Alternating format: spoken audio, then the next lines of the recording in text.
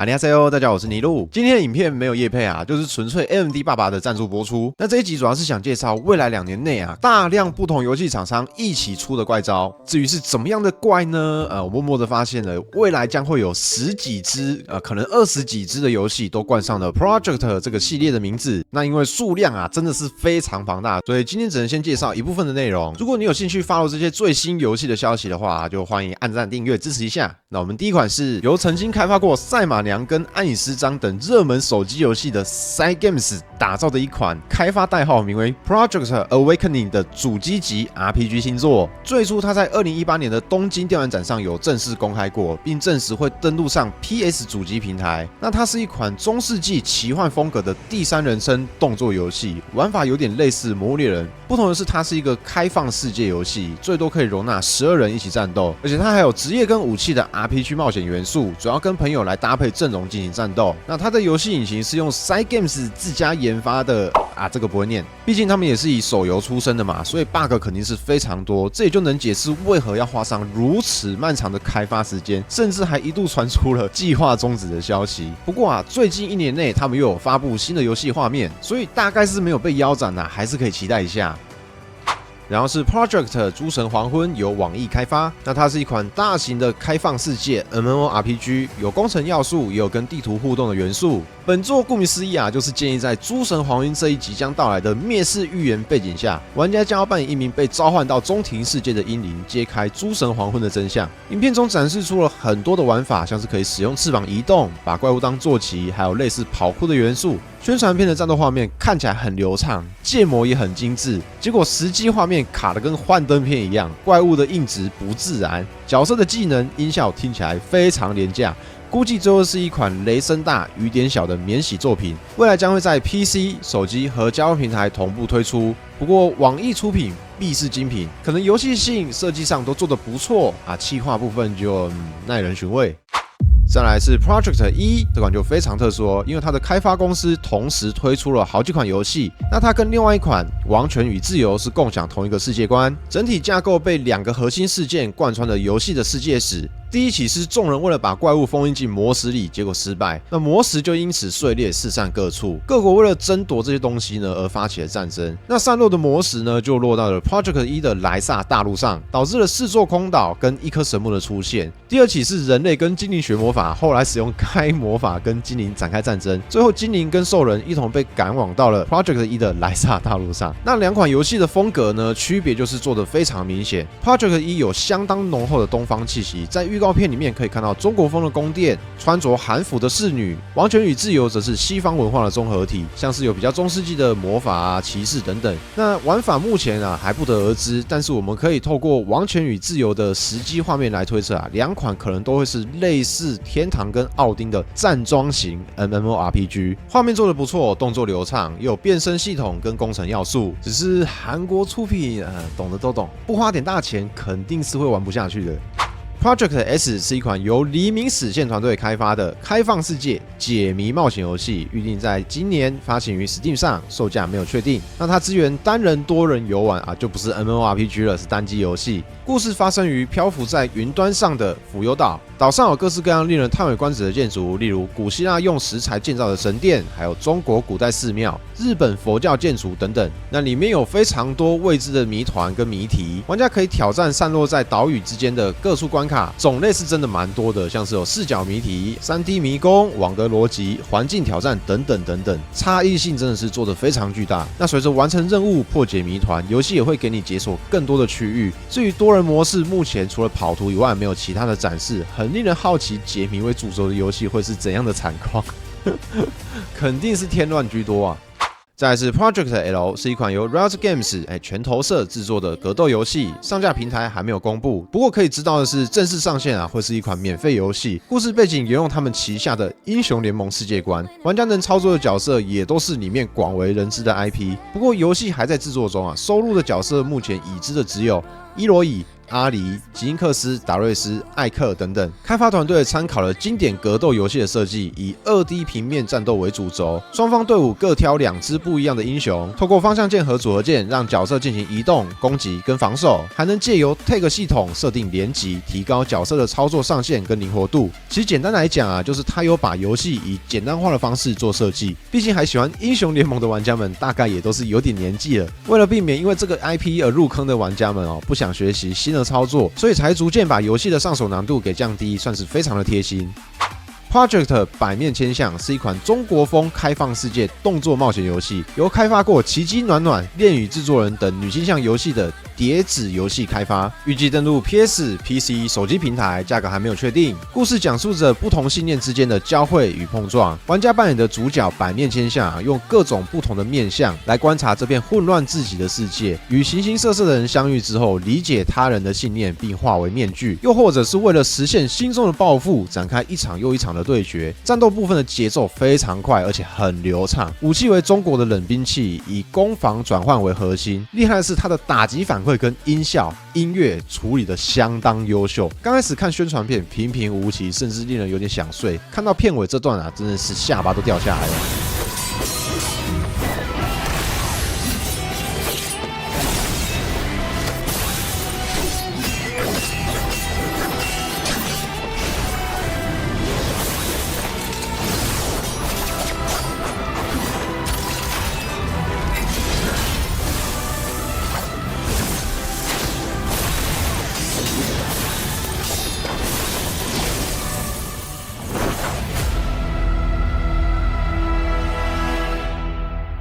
那这款游戏的特色呢，是主角可以利用切换面具来改变攻击模式，然后它没有精力条，为了鼓励玩家对刀大招的方式也是透过格挡攻击来累积能量条。动作的部分在实机游玩画面中还可以看到做出飞檐走壁等等动作，我个人是蛮期待的。顺带一提暖暖也要出开放世界了，我们再找一起来做介绍。Project D 由手游《百魂战记》开发团队 Hunt13 推出，是一款第三人称动作冒险没错，它又是一款 MMORPG 开放世界，采用 Unreal 5 引擎所打造。未来将会有 Garena 垃圾机社在 PC 跟手机平台上同步推出，结合先前百魂战记累积的开发能力不论是角色人物、骑乘移动，或是世界地图，还有怪物身上的细节都做得非常细致。在游戏中，玩家可以结伴冒险，与其他伙伴一同协力合作，共同挑战大型的怪物头目。特别是你可以站在怪物身上开扁，这我倒是没有想过。另外，从预告片里面可以看到有很多种不同的职业跟武器，也有连击系统，还有类似飞鼠和飞龙的坐骑陪伴玩家探索地图。至于本作的更进一步情报呢，就还有待官方后续的发表。个人比较担心的点是，未来效能可能会扛不住，因为预告片有时候画质变得非常的糟糕。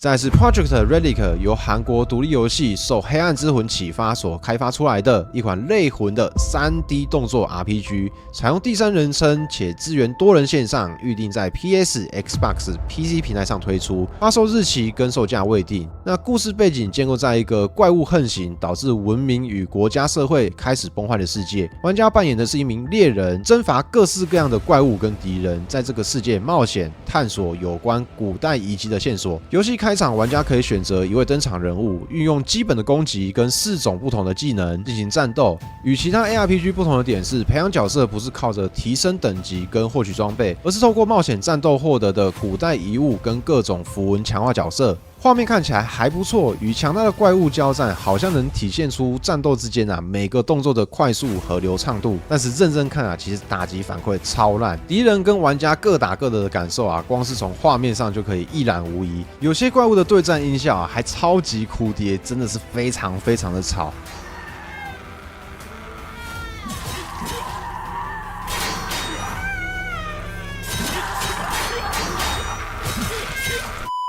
所以这款游戏还有待观察，不过人家是独立团队嘛，所以还是可以给个机会。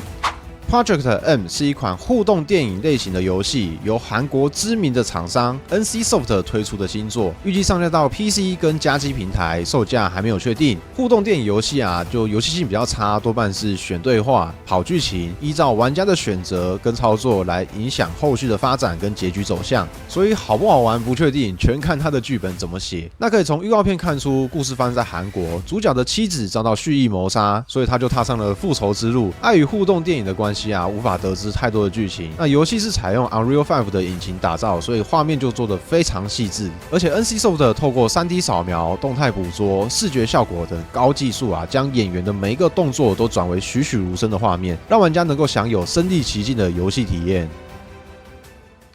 然后是 Project 凶恶计划，这也是一款由独立游戏团队制作的生存射击游戏，视角采用第一人称，预计登陆在 PC、PS、Xbox 平台，售价跟时间未知。从预告片那个免费的 BGM 流露出了一点经费贫穷的味道。故事发生在一个太平洋上的神秘岛屿，岛上不断传来海怪出没和水手失踪的消息。主角因为接到了求救讯号前往太平洋调查失踪者，意外发现了这座充满危机的热带小岛。那玩家将要独自面对被敌人操纵的凶猛史前生物，像是恐龙跟大螃蟹，还要歼灭拿枪的人类组织，并且在这座神秘的小岛挖掘背后不为人知的真相。那游戏中有很多不同类型的枪支可以使用，另外玩家还可以乘坐船只，利用绳索垂降悬崖等等，也能在水里面游泳。虽然从很多细节来看真的有感受到经费上的困难，但是画面做的算是非常认真的。充满雾气的小岛，拍打在岸上的浪花，甚至是海面上的波纹跟海滩上的脚印，每一个画面看起来都非常的逼真，缺少的就是一些生物跟环境上的融入感，以及一点点的动作模组还有打击反馈的优化。总体来说，应该会是一款沉浸感不错，但是有一点点小缺陷的游戏。再来是 Project Gray， 一款带着有 RPG 元素的开放世界动作冒险游戏，由韩国单人工作室开发，真的很猛。目前上架的平台跟发售日期都没有公布。故事开始于一颗叫做 Esoma 的星球上，出现了一个名为 Gray 的高级外星文明，它赋予了当地人超能力，而主角 Galeso 也从其中获取了一些技能。但在不久后，他马上就发现了 Gray 的真实意图后，试图击退这个外星文明。那他的右臂呢，超能力蛮多的，像是解谜、钩索、爬墙、隔空一物、发射一点能量光束等等。游戏地图中有很多遗迹跟废墟等着玩家去探索，还有漂浮在空中的宇宙飞船，每一处的敌人和场景都不太一样，你每次游玩的时候都会有全新的体验。那战斗的部分有非常炫目的特效，敌人也不是无脑只会往前冲的小怪。小缺点是动作看起来蛮流畅的没错，但是在动作模组的切换中间有一点小小的卡顿，打击感因为廉价音效的关系反馈不是很好。不过他一个人做这款游戏真的是很厉害了，所以可以观察看看。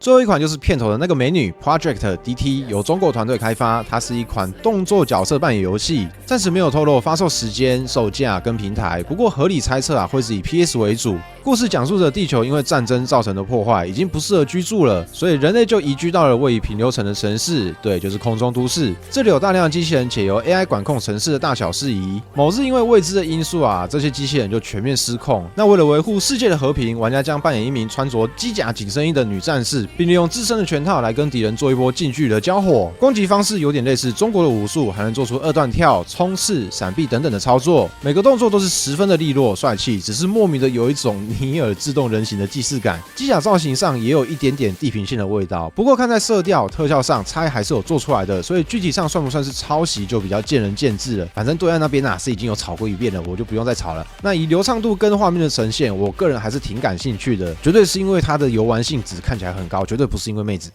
好了，以上就是近年有机会发售的全新3A 游戏。虽然说上架时间都还没有公开但是这几年我还是会持续追踪他们。下一期会再介绍一些很大型的 IP， 然后还未上市的经典大作。如果你想 follow 这类型的资讯的话，也欢迎按赞、订阅、留言支持一下。我是尼禄，我们下次再见，拜拜。